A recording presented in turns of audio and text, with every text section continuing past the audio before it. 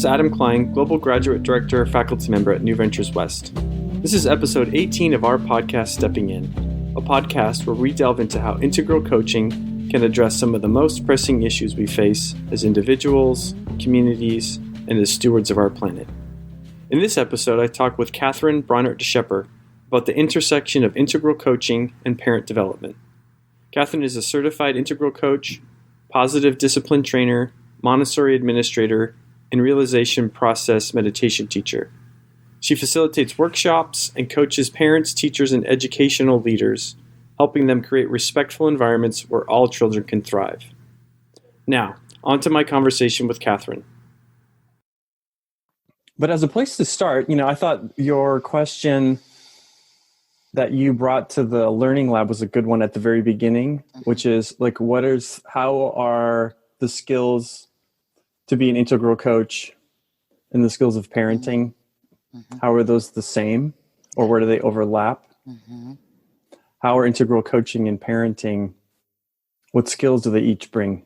Well, the way this arose, I can go back to how the question emerged within me is I was a guest coach at New Ventures West for session 3 with other integral coaches.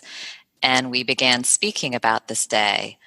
And one of the integral coaches had just had a baby 6 weeks ago.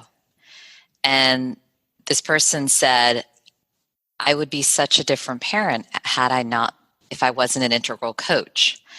And began talking about what they were doing as a parent, how they were sinking in with their newborn, not trying to change the state that their newborn was in, but just being there, just loving, being present. And then also taking their nervous system and just sinking down, really grounding, so that they were centered, and then their mirror neurons could go off of their newborns and their newborn could mirror off of them. And a teacher in the room said, this is integral coaching, what you're talking about. This being a coach and the parent are very similar. So that's what I really go back to is some of that. Sometimes as parents, we can get really intertwined and intermeshed with our children, and the boundaries for sometimes can feel less defined. And in newborn phase, that's what newborns need a little bit, is they need that sense of deep attachment. At the same time, we have to know that their sense of security and safety comes from us, and that we've got to center and know what center means and know what grounding means so that they can have this sense of security as they begin to venture out into the world. As a newborn, that's being able to be on a soft surface without being held. As an older child, that's being able to be with other caregivers besides the primary ones. Eventually, it's going to school. Eventually, it's leaving home and establishing partnerships, friendships, community separate from the family of origin. So that's what I come back to. In New Ventures West, we talk a lot about how do you have the body of a coach? What does that mean? What is the body of a coach? Well, I think about the body of a parent. And that's what I want to bring into my coaching with parents is that, yes, there are skills and I'm using the word competencies, but that help you be a better parent. But ultimately, what it comes back to for me is how does your body settle in? How do your nervous system, how do your emotions settle in to be with this other developing human being? And that's the same thing that we talk a lot about, the body of a coach, developing the nervous system of a coach, developing the ability to be with another suffering without needing to fix it. And that's huge for parents, being with a child suffering, be it as small as a bumped knee to the stage that I'm at right now of college rejections, or how can you allow your child to experience pain and suffering without trying to fix it. Allowing them to build what some people call, and I'm forgetting the person I initially heard this from, but the disappointment muscle. How do you strengthen that capacity to be with your own suffering and pain, knowing that you will build resiliency? Not that this is conscious for children, but it's really important for them. Another way that I've heard this talked about, like as you were talking, is like the presence of a coach. Mm-hmm. Like the coach has to have some kind of presence, but it's related to what you're saying, I think, and how we do often speak about it at New Ventures West, the body of a coach, which is one where you're saying that the coach's nervous system is in a state that helps the client's nervous system also settle and relax, so that some kind of opening is possible. The client feels safe enough for coaching to occur. Mm-hmm. That's what I'm hearing. Yeah. And you also that's also the same when we're parenting. Yeah. That the child's nervous system can settle. Mm-hmm. And so just in coaching, the experience for a client of being truly seen in perhaps a different way, of allowing capacities to emerge from these breakdowns or openings in life. I see it's the same for a child, that through the attachment to a caregiver, through that consistency and that being seen, that allows a child to step into the next level or stage of development, to try something new and scary, to step away. And in a parent, the child is constantly coming back. I think about when a child's little, your circle that you're holding a child is pretty small. So your arms are encircled with one another. And that's how an infant attaches. And it's keeping them safe. And as a child grows, that circle gets bigger and bigger and bigger until eventually there's an opening. And so then the child can leave and come back knowing that open embrace is always there.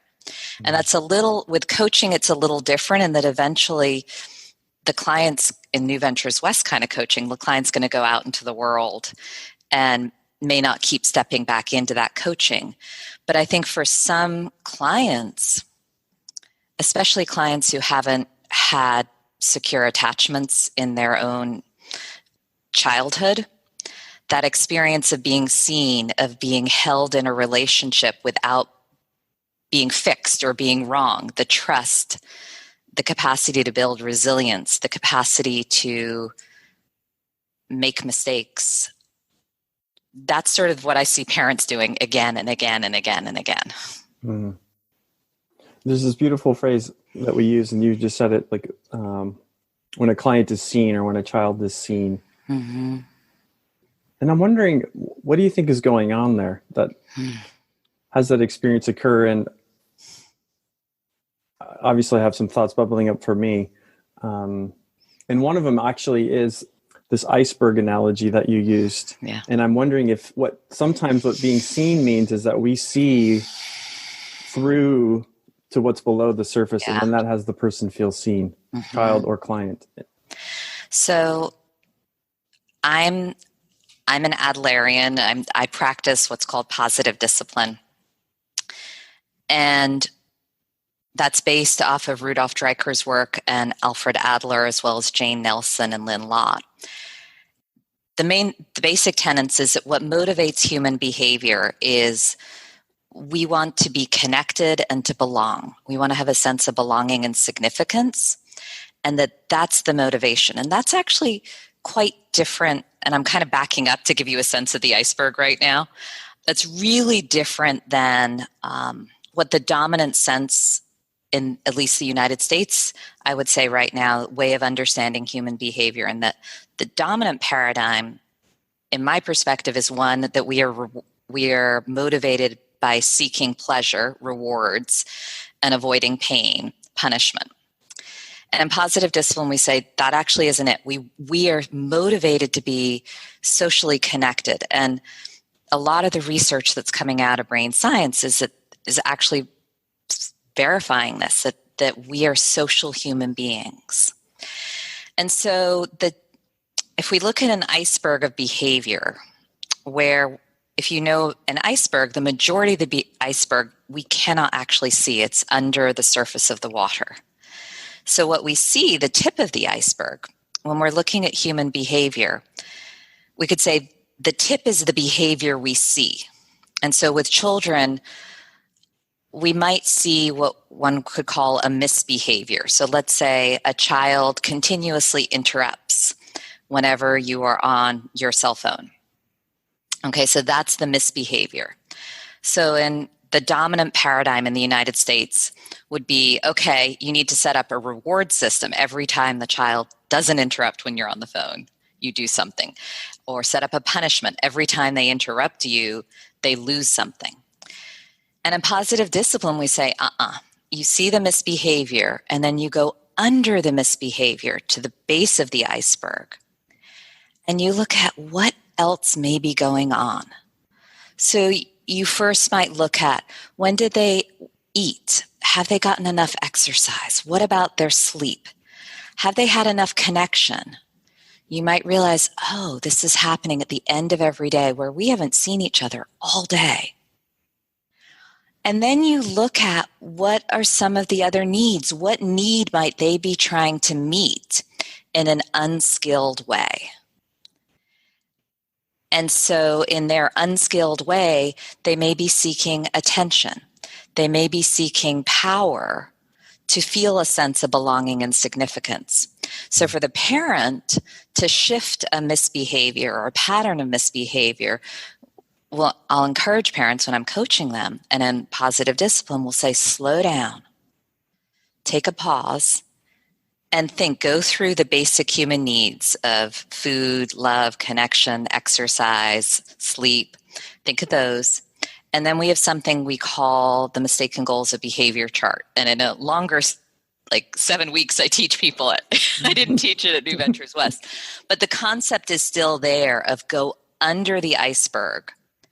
And so if we go back to the child who continuously interrupts whenever you're on your cell phone, you might realize, okay, the child hasn't eaten all day. I can give them a snack as soon as I see them. I might realize, we haven't connected.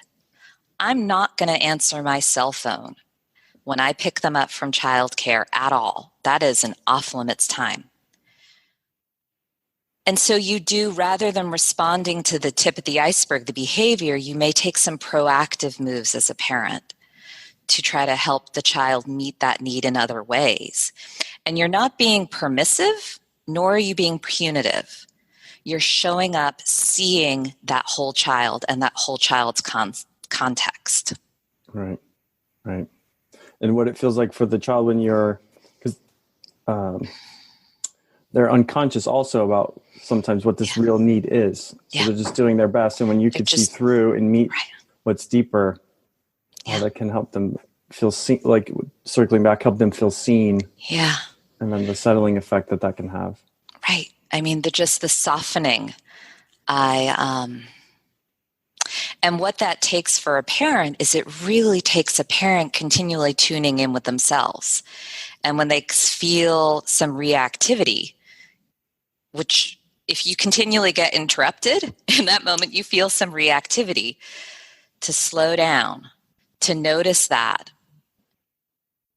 and then to take a moment to think, how might I help the child shift? How might I help the child get more skills? Mm-hmm. How might I as a parent show up differently? What I look at a lot is our job, I'm going back to the circle again, is to set the context.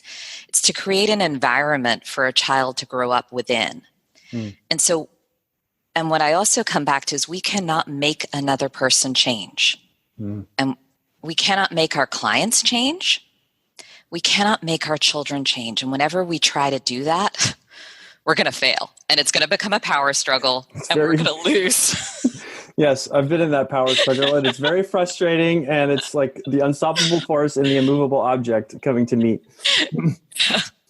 I've been there too. So last night, I almost stepped into one with one of my children, and it was a pattern, and I was tired. And I came so close. I was going down those stairs and I stopped and I softened in myself and I realized I'm not going to help at all. And I shifted and I went. So the other thing that I'm thinking about right now is the card. I'm going back and forth between New Ventures West and parent, but is wisdom and compassion. Is that as a parent, you've got to combine both at all times. And I sort of stopped on the stairs and just thought, I'm not going to help her shift. This is not a helpful pattern she's in. And me showing up and going, I told you so, you need to, isn't going to help. I am discharging onto her rather than showing up. So I shifted and I shared what I was feeling. I did a very simple iMessage of just naming my feeling, naming what was happening within me, naming my wish. And she gave me a huge hug and apologized for not keeping the agreement that we'd made and said she was really going to work on it. But I was this close to doing that power struggle, that reactive, that I'm right, I need to teach you. So the other piece that this for me comes back to is that the way I'm speaking about parenting and the way that we talk about coaching are quite countercultural. And so if we are going to practice this way of being in the world, it takes a lot of practice and a lot of giving ourselves time to be doing things with ourselves so that when we show up in these relationships, we can show up centered, grounded, resourceful, to when that reactivity bubbles up, which it will, to notice it, to pause, to choose a more respectful, compassionate, wise course of action in how we show up with our child or with our clients. But it's not easy, and it's ongoing. Yeah, well, one thing that's occurring to me, as you said, countercultural, is so the response and foundation for the response is countercultural, but it also, what's occurring to me means to be able to do that, like you're saying, there's practices and things in place. It requires a whole countercultural way of living to support that. Yeah. So this is, to use the word integrated, this is all integrated together. So we can't live in a frenetic pace in an overscheduled way like the world would have us do and expect to be able to respond in this way. Yeah. It's a whole shift of how we see ourselves, how we see our lives, that then opens this possibility. Yeah. And the other piece it comes back to for me is about community. That it's really hard to do this if we're not doing it in community. So for me as a coach, I need my community of other coaches who I can check in with about and what I'm doing with my clients or what is happening for me in my life as a human being and as a coach. And as a parent, I have to have that community of people who are also trying to parent their children in a similar way. So I don't feel alone. And so my children also then can have some other adults who are showing up that way. Right. Because, and I say countercultural, but I actually want to circle back in that if we go back in history, way back, it's not countercultural in that as human beings, way back in time, we all gathered around the fire in circles. And our communities, if you look around the globe, communities were more collaborative and had in positive discipline what we call horizontal ways of being, horizontal ways of leadership. And at a certain time that shifted, and again, I'm noticing I'm doing something with my hand, to vertical, to hierarchy.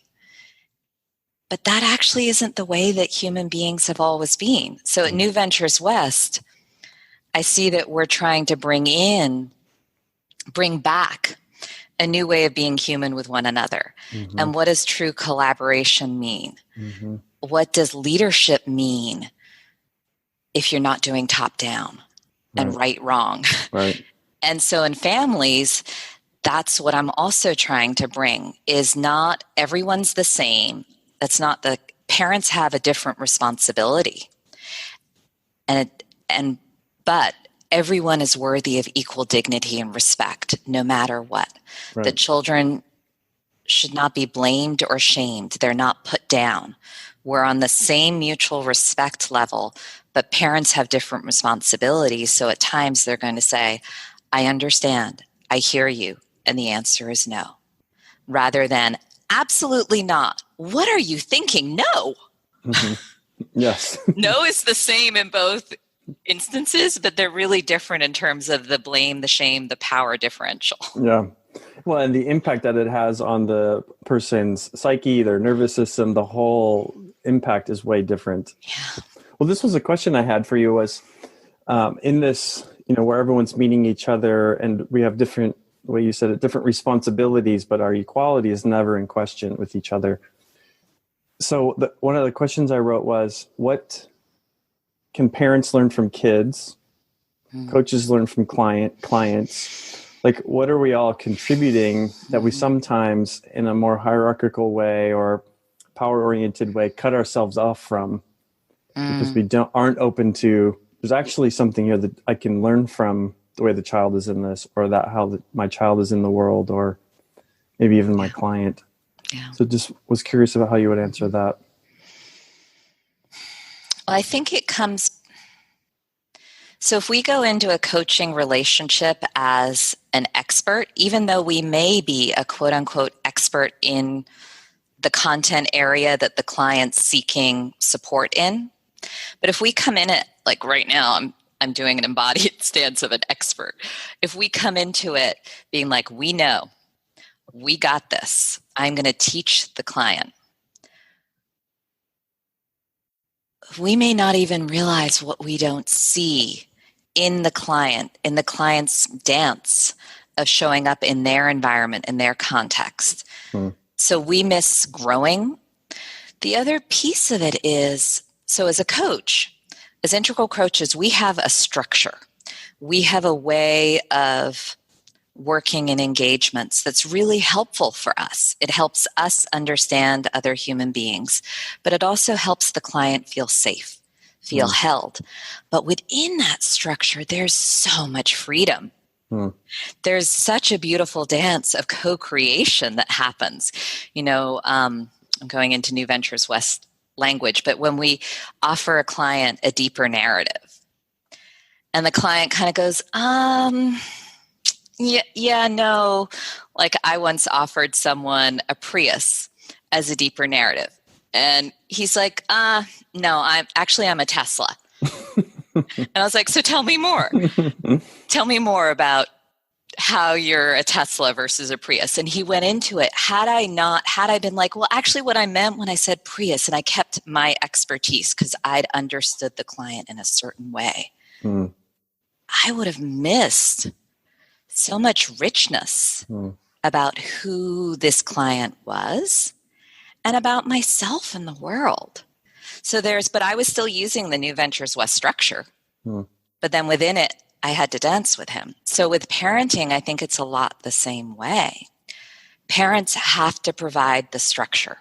They have to provide the context of, every morning we wake up, we have to brush our teeth, eat our breakfast, put on some clothing, hug each other at some point, and get out the door by 8 o'clock. So that might be the have to. But then with a child, it can be co-created. How do these things happen? When do they happen? So that's where I see it co-created. And then I think the piece with children that comes in with coaching, but it's a harder one for grown-ups to do, is the element of play. Kids and grown-ups, we need play. Like if you look at Daniel Siegel's Healthy Mind Platter, play is on there for everyone. And so for parents, we need to step into that way of being, of playing with our children. Because in that place, I'm sort of dancing with my body again, but there's this magic, this creativity, this way of being in the world that as adults we can lose. And if we can step into that with our children, wow. Yeah, I agree. It's such an important thing to be able to step into as an adult, to let go of that sense of having things to be so orderly, to enter the world of play, which is more dynamic and responsive. Mm-hmm. In some sense, I think with a lot of clients, it's helpful with when there's an over compensation for needing to control things. Yeah. And stepping into play as a way of relaxing in and, okay, no expectations here, no intended outcomes. I can just let go of all of that. And how difficult that can be. Yeah. I read something once by an author who was a researcher, and they said, you can take your body, this is the exact quote, but it was something on the lines of, if you're wanting to learn something, it'll take you like 1,000 repetitions to learn it. Unless you're doing it in the format of play, in which case it'll take 40. Because of our receptivity, our ability to be more malleable and flexible, like you're saying, is so enhanced when we're in the spirit of play versus when we're, okay, I'm going to learn this and I'm going to do it and do it and do it. It's so much more work for our bodies and our minds to be able to learn that way. And if we have children, if we can see like, wow, this is, the word that comes to mind is opening, but this is a possibility for me, an opening for a way for me to step in with my children where I'm showing up differently as a parent, but actually then again, I am learning from my children. Mm-hmm. I have a different capacity of showing up with myself, with others. So one of the classic practices that I think many of us have given if someone has an infant or young baby is eye gazing. That can be a way of playing with an infant and being with them as they maybe turn away or as they come back. Wow, what an opportunity to practice that with another person when you are parenting a young infant, and to bring that into your ways of being and ways of showing up with others outside of parenting. Right. One of the other questions I wanted to ask you, so we've used this very helpful iceberg analogy. If there were any other frameworks that you found helpful that you use in your work with parents that could also be helpful in the coaching world? The biggest one is the concept of being kind and firm at the same time. Or of connecting with another person, but also being willing and having the capacity to at times offer corrections or redirections. But kind and firm at the same time is a huge one. And so my life partner is in business. And when I taught this to him, he said it just changed how he showed up with people who worked at his company. Because he just thought about, how do I be with them with kindness, with love? But how do I also communicate the boundaries, the expectations, the structures and values of our company? And if both show up, then I'm being really respectful to my employees. Right. So with a parent, what sometimes parents think of is, okay, in this context, I need to be really kind. I need to be really soft. But in this context, I need to be firm. I need to lay down the law. And in positive discipline, we say, you always show up with both intertwined. Always. And so when that becomes the compass, when that becomes your sort of guiding light and your check-in, that can be such a powerful tool. Because people, either as parents or as leaders or as coworkers, can check back in. Is the message of kindness coming through? Is the message of firmness coming through? How am I communicating that in my body, in my language, in the structures right now? Well, I'm appreciating that kindness in order to be kind, there has to be a sense of connection for true kindness to be present. Yeah. So how can I be connected and be true or hold integrity to values or boundaries or whatever it might be? And the difficulty, though, that we can have with that, because it's hard, my sense is sometimes hard for us to stay in connection and be firm because we're fearful of the pain that might come if this thing I'm about to say to you upsets you. It's gonna the connection's gonna be broken, and I'm gonna feel pain as a result. So I'll just not connect at all and be firm. Yeah, and that's what was coming up for me. And what does that mean? Thinking about being with an employee, right, who you need to give some hard feedback to, or perhaps terminate a project, or a child who you need to say, no, you may not go to that sleepover. And so in that moment, the employee, the child, both are probably going to be hurt. They may experience anger. They may experience disappointment. So coming back again to where we started the conversation, do you have the nervous system, the body, the way of being as a parent, as a coach, as a leader, to hold that for them, knowing that if you rescue, if you go in and you say, oh, you're okay, actually, I'm sorry, you're so sad, I know you really want to go to that sleepover, or, let me see what I can do. Maybe I can juggle the budget and there's a way we can keep doing the project.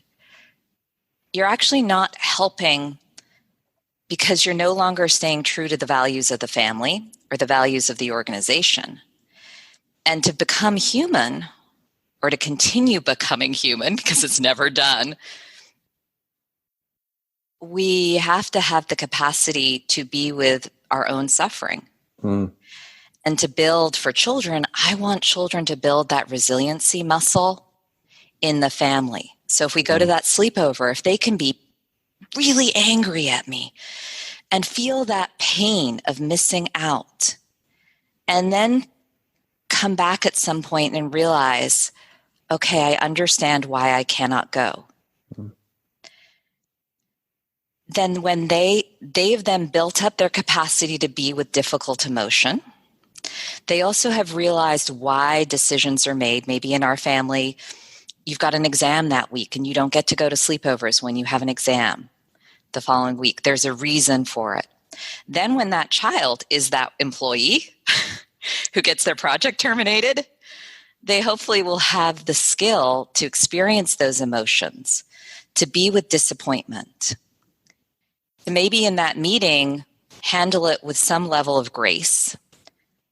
And then later to realize, okay, as much as I want to do this project, I realize it doesn't actually align with the goals of where our division or our company is moving. Right. And so that's where the kind and firm, it's huge. It's huge to me. It is huge. And so what's coming up for me is what supports us in, well, as you said it, to be able to stay with our own suffering. So there's this way of like building our capacity for that. And it is a capacity that we can build. And I think just even starting there can be helpful for people to see that it is possible to build capacity for being with suffering.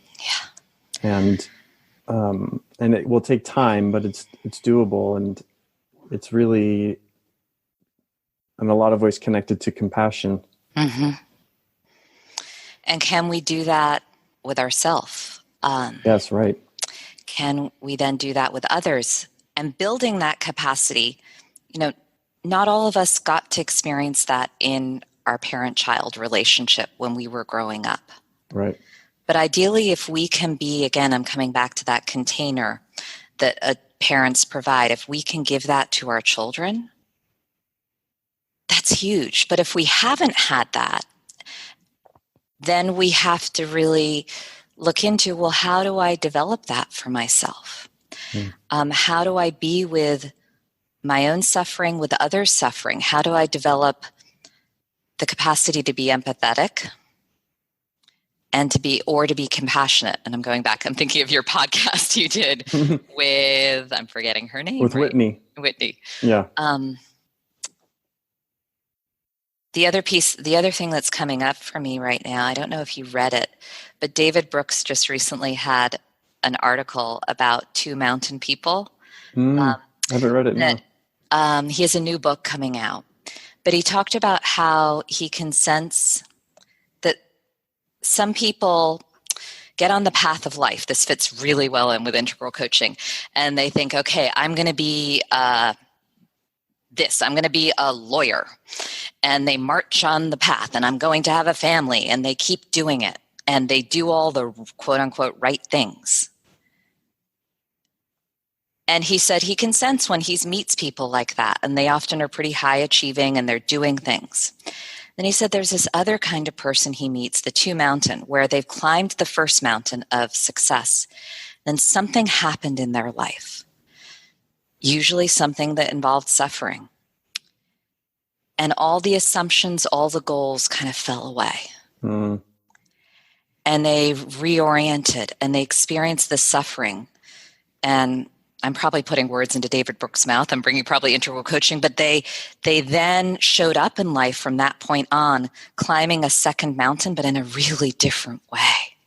And that's a lot of what we talk about in integral coaching. Yes. And so for adults who haven't had parents who've allowed them to experience moments of suffering, building their own resilience and capacity to be with their own pain in a safe family environment, for adults, then noticing these second mountain moments, and rather than shutting down and marching on, seeing the opening, the breakdown.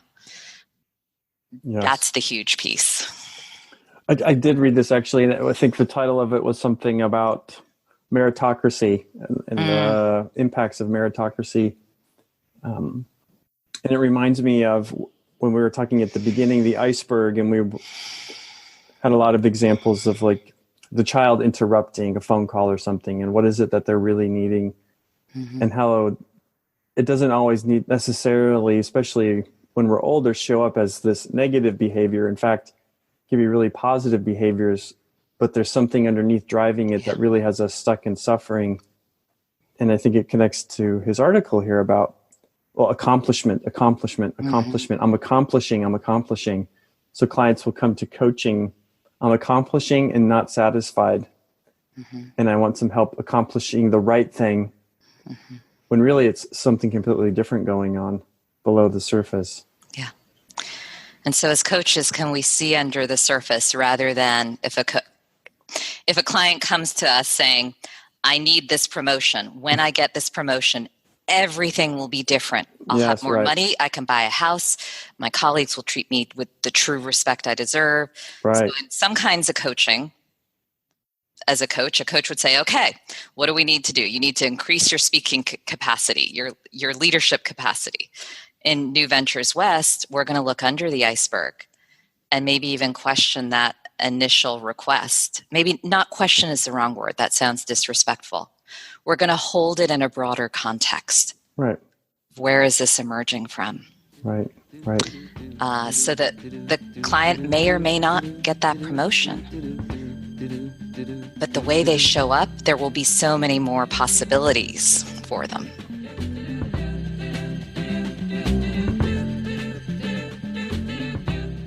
I'm Adam Klein, and thanks for joining us. Please spread the news by sharing this podcast in social media, and let us know what you think by emailing us at steppingin@newventureswest.com. Until next time, take care.